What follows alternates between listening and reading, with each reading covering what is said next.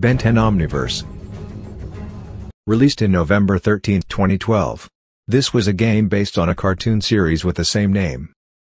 Hello. Welcome to this video. Today, I will try my best to review Ben 10 Omniverse, the game. In my video about the show, I mentioned that. Heck, even Omniverse the game tried to be more like Ben 10 Protector of Earth. But with combat mechanics like Cosmic Destruction, which is a game based off of Ultimate Alien. So this game is basically a hybrid of Protector of Earth and Cosmic Destruction, the second and first fan favorites when it comes to Ben 10 games. So, it should be the best Ben 10 game of all time, right? Not exactly. The game still has some flaws. What are they? Let's have a look. Before we begin, I'd just like to point out that this video is gonna be about my opinion on the game, so you don't have to agree or disagree with me. Anyways, like I mentioned earlier, this game takes many aspects of PoE and CD, and combine them. CD doesn't really have flaws in my opinion, but PoE on the other hand. While having all the great features of that game, it also adapted its flaws.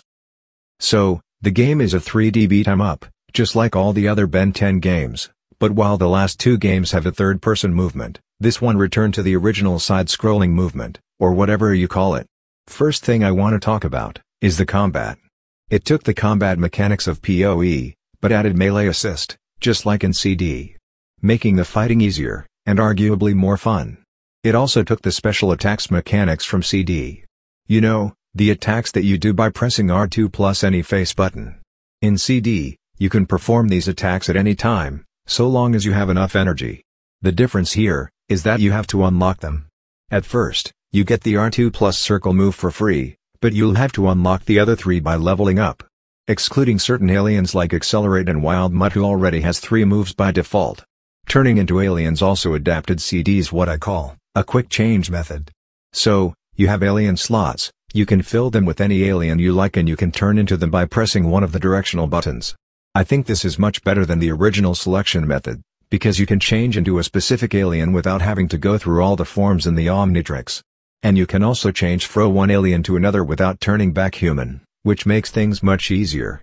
For the regular attacks, you get a light attack and a heavy attack, and you use L1 to block, just like PoE. One of the flaws that this game adapted, is the repetitiveness of PoE. In that game, you just constantly best up enemies. Once you've beaten a wave of enemies, guess what's next? That's right, more waves of enemies. And you do this for pretty much the entire level. Not to mention that some of the enemies are super overpowered. Although slightly more balanced, it's a shame that this game has that issue. The graphics were not very realistic, even for its time. But let's be real here, Ben 10 games never had graphics comparable to other games in their respective generations. Though, the mouths don't move in the cutscenes, so that's a problem. What went wrong with the experiment? Experiment? What experiment? Dude, am I supposed to know what you're Whoa. talking about? Or who you are? There are not many puzzles and platformers in this, but I admit that some puzzles took me way longer to solve than it should have. Oh. And this game is the first Ben 10 game to feature co-op gameplay. You can connect a second controller and play as Rook in this game, so that's cool. This game's boss fights are pretty straightforward. No complicated puzzle has to be solved while dodging attacks in order to damage the boss. You still have to dodge attacks, but you just gotta keep hitting them until they eventually die. The story is interesting in my opinion. It involves time traveling and then you get to play as 11-year-old Ben at some points in the game. Similar to Assassin's Creed 1, the way the exposition gets delivered is by long dialogues. Should make your Omnitrix completely predictable. If your calculations are correct. Overall, this is a very fun game. I had a great time playing this, despite all the flaws I mentioned. 8 out of 10, my second favorite Ben 10 game. So that's gonna be it for this video. I hope you will find this somewhat enjoyable. Thank you for watching, and bye.